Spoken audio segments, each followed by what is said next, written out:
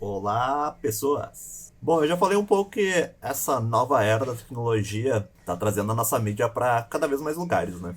Comentei também que estamos numa era onde pequenos grupos de grandes corporações que comandavam as histórias contadas, né, estão sendo questionados pelo poder que eles têm sobre contar a história. O Jenkins faz uma relação que, se voltarmos a milhares de anos atrás, melhores histórias eram contadas de geração em geração, né, em torno de uma fogueira. Essas histórias, então, pertenciam ao povo. E no século XX, grandes corporações reivindicaram o uso dessas histórias. E hoje em dia eles querem exclusividade sobre elas. Mas hoje em dia, essa tecnologia que a gente está vivendo nos trouxe maior controle sobre a mídia, né? Como a gente pode compartilhar ela ou ser mais fácil de produzir também. Então o público está recuperando esse direito de contar a história. E essa é uma das bases da cultura da convergência, né? Além da mídia estar em vários locais ao mesmo tempo, né? Em várias mídias diferentes ao mesmo tempo, o próprio povo tem um maior poder de contar a sua história. Essa convergência internet nos trouxe uma nova maneira de interagir e pensar. Hoje em dia conseguimos ter a maior enciclopédia do mundo, com várias pessoas dando pequenas informações do que elas sabem, formando a Wikipedia. Essa nova maneira de pensar, né, esse pensamento coletivo, é uma forma muito mais complexa do que apenas uma pessoa pensando. Tem aquela velha máxima: nenhum de nós pode saber tudo. Cada um de nós sabe alguma coisa. E podemos juntar as peças, né? Juntando os nossos recursos e unindo as nossas habilidades. Um exemplo desse pensamento coletivo é a própria vacina contra o Covid, né? Que vários países se uniram trocando informações para chegar num resultado muito mais rápido. Imagina se fosse antigamente, antes ali da internet, cada grupo de cientistas tendo que descobrir toda uma fórmula, né? Todo como ocorre a Covid ou os melhores passos para se fazerem, né? Então, essa troca, principalmente muito rápida que temos hoje em dia, né? E esse pensamento coletivo nos ajuda muito a montar coisas novas, a produzir muito mais rápido as coisas. A vacina do Covid, então, é já um exemplo desse pensamento coletivo. Essa inteligência coletiva não é só entre países, né? Ela funciona, na verdade, de várias maneiras. O George Orwell, né, escreveu no seu romance lá, o 1984, sobre um país governado mais ou menos como seria o Big Brother, o famoso Big Brother, onde o país está te vendo sempre com câmeras, né? Tá sempre te observando. Apesar de já termos até, né, a China, por exemplo, que tem o seu Big Brother, não que nem o livro, óbvio.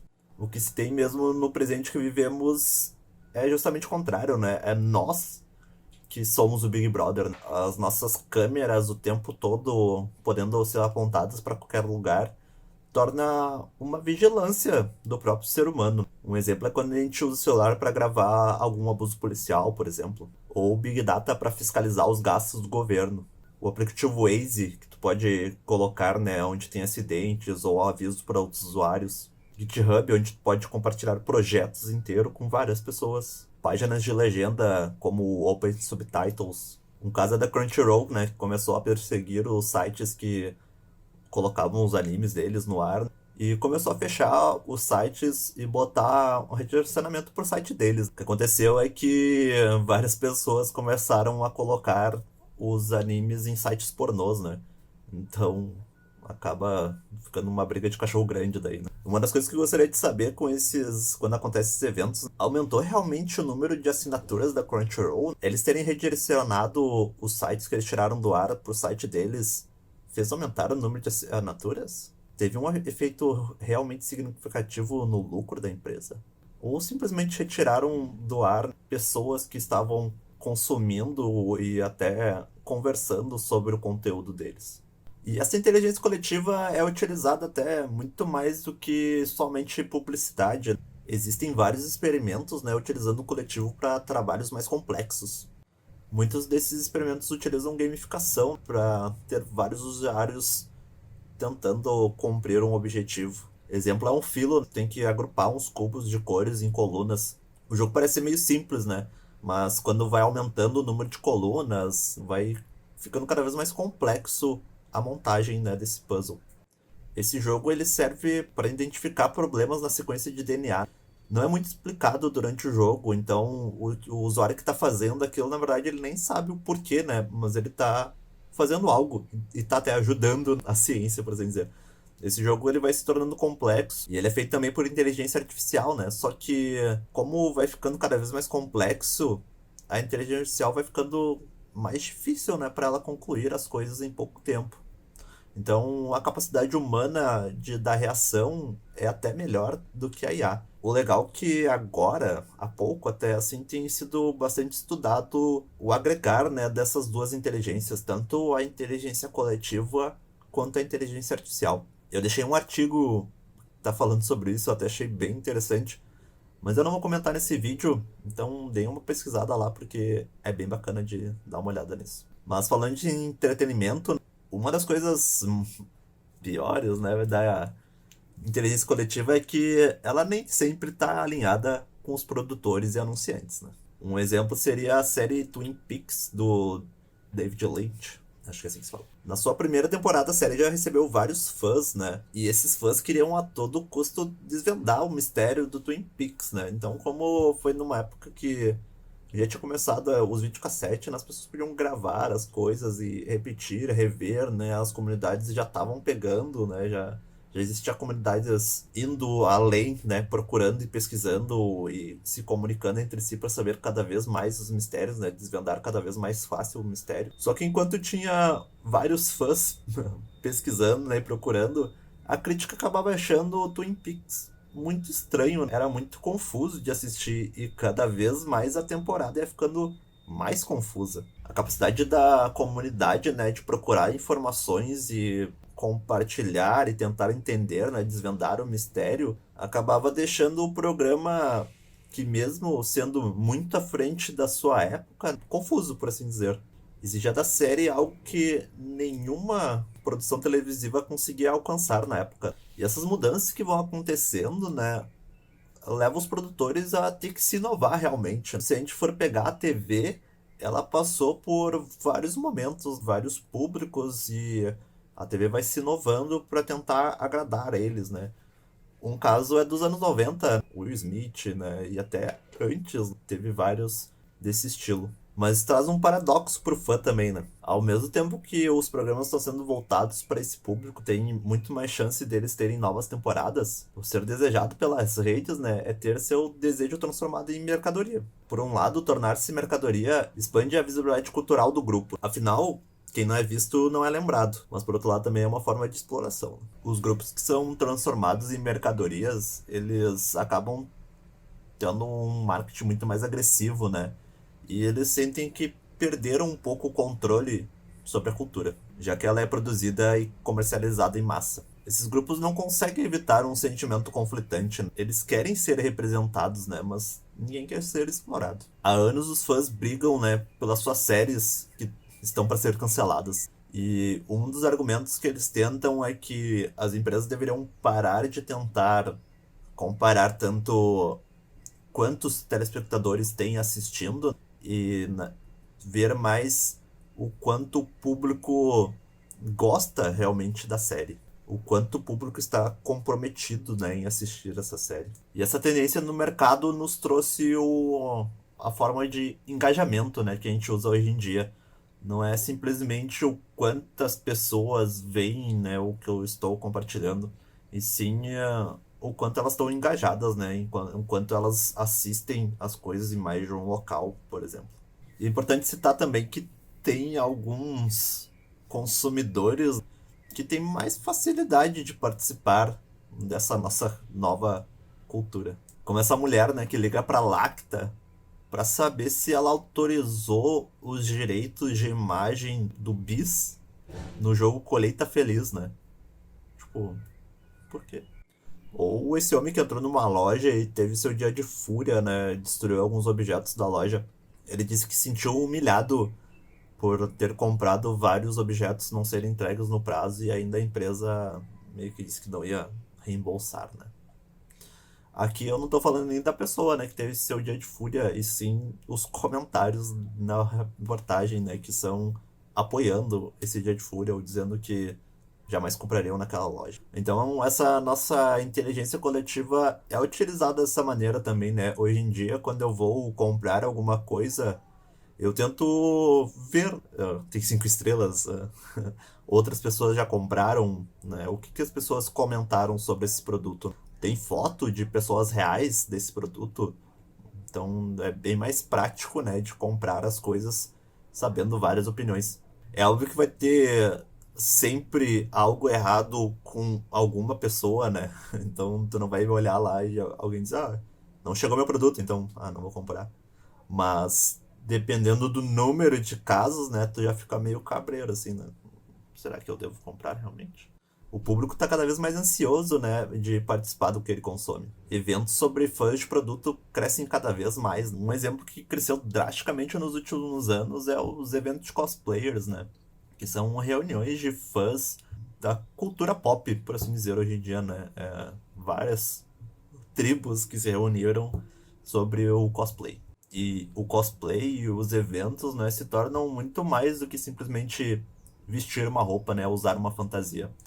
Ele se torna um ponto de encontro entre pessoas que gostam de uma mesma coisa. O Adam Savage, né, o do Mythbuster, ele conta num TED Talk uma vez que ele foi em um evento de cosplay.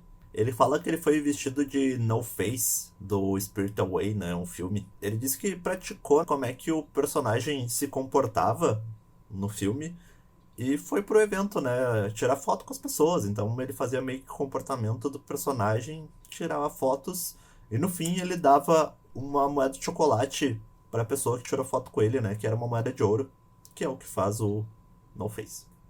Só que uns 15 minutos depois alguém pegou a mão dele e devolveu a moeda de chocolate. No início ele pensou que alguém tava dando uma moeda pra ele também, né? Mas ele viu que era a própria moeda dele. E ele não entendeu muito bem. Isso ocorreu mais de uma vez, né? Mais pessoas devolveram a moeda e ele não estava entendendo muito bem, porque ele tava com uma fantasia gigante, não dava para ver muito bem as pessoas, né? Ele só conseguia ver mais os pés das pessoas. Até certo momento que ele foi devolvido mais uma vez a moeda, ele tentou olhar para a pessoa, assim, né? Tentou ver quem é que tava devolvendo. E ele viu que a pessoa tava indo embora com as mãos levantadas, né? Tipo, tô indo embora. E aí que ele percebeu que receber uma moeda no Face, né, significa mau agouro. Então, tu tava amaldiçoando as pessoas, né? Então, um evento de cosplay se torna muito mais do que simplesmente vestir uma roupa e se relacionar com a audiência, né? Significa levar a narrativa além, fazer parte realmente daquele mundo, e as fantasias são um jeito de se revelar um aos outros. E uma das coisas que utiliza muito esse pensamento coletivo também é o ARG Games, que é tipo um RPG, só que na vida real. Não sei como dizer. A tradução seria os Alternative Reality Games, né? Ou jogo de realidade alternativa. Nesses jogos, normalmente, eles tentam criar um puzzle. Um puzzle que, às vezes, utilizam uma cidade inteira, ou até várias cidades separadas no mundo, dependendo da loucura do produtor, né? A moral dele é que tem que ter várias pessoas, né, identificando certos pedaços de uma trama e compartilhar eles entre si até descobrir, né, o que está acontecendo. É uma coisa muito doida, né, e muito divertida até. Eu não achei mais uma matéria, mas eu vou contar assim do que eu sei da cabeça. Então, se alguém souber dela, fala que o professor não tá louco. Mas eu vi uma vez uma matéria sobre um desses jogos que os caras fizeram, estavam fazendo. Não dava nem pra entender direito, pelo que eu me lembro, né? Porque eu não achei de novo a matéria. Mas era um jogo muito doido que tinha uns cubos, e esses cubos tinham informações em cada lado, e essas informações de cada lado se juntavam com outro cubo. Então a moral deles era tentar formar alguma coisa com esse cubo, né? Só que cada cubo tem 6 lados. Então, saber o cubo de 6 lados que se liga com outro cubo de 6 lados entre centenas de cubos, era vários cubos, demoraria muito tempo, né? Só que a comunidade foi se juntando, foi tirando fotos e foi mandando um pros outros, e acho que eles fizeram até inteligência artificial para ajudar E estavam resolvendo as coisas, né? Estavam conseguindo resolver o puzzle realmente. Os produtores disseram que eles estavam pensando assim, esse puzzle vai demorar em 2 meses, né? E as pessoas estavam cumprindo as coisas em semanas já, né? E eles tentando produzir cada vez mais. Então, acaba sempre, né, a inteligência coletiva superando até as expectativas. Eu nunca participei muito de comunidades, assim, né? Não me lembro de muitas coisas. Mas nos últimos tempos eu tenho participado de uma comunidade do Blender, que é o programa de 3D que eu uso, né? Então, como é um programa que eu mexo bastante e tenho certo conhecimento, eu fui na comunidade e comecei a dar dicas realmente do que eu sei, né? Quando as pessoas perguntavam, eu ia lá e contribuía. E é uma coisa muito legal, né? Se sentir parte realmente de algo e as pessoas acabam sendo bem respeitosas, né? Uma das coisas das comunidades que tem hoje em dia é que todo mundo tem algo a acrescentar, né? Os membros acreditam que as suas participações são importantes, né? E os membros mais velhos tendem a repassar as informações para os membros mais novos. Bom, pessoas, e uma das últimas coisas que eu quero falar nesse vídeo que o que eu acho mais difícil, né, nesse momento é entender o que a gente pode fazer para o público participar mais das coisas que a gente está produzindo. Quando algo é de proporção mundial, né, quando ele é mundialmente famoso, é bem mais fácil do público estar participando, né? Porque eles mesmos já vão se sentir atraídos, né? Querem fazer coisas novas, porque é uma comunidade muito grande em torno da tua criação, por assim dizer.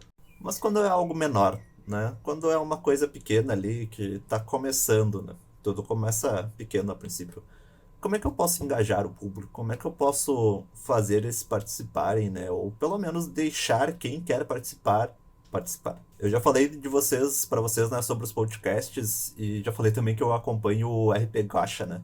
Que é um podcast de RPG one shot. Ele conta uma história de RPG do começo ao fim num episódio só. O que eu quero falar é que eu gostei de uma ideia que eu achei relativamente simples até, né?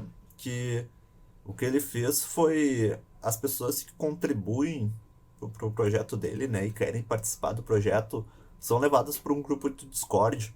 Então, nesse grupo de Discord, além de já ter várias pessoas, né, com o mesmo interesse, que estão ali de escutar RPG e poderem fazer suas próprias mesas e jogar umas com as outras, ele ainda manda áudios, né, de vez em quando, pedindo para as pessoas dublarem certas partes do jogo dele.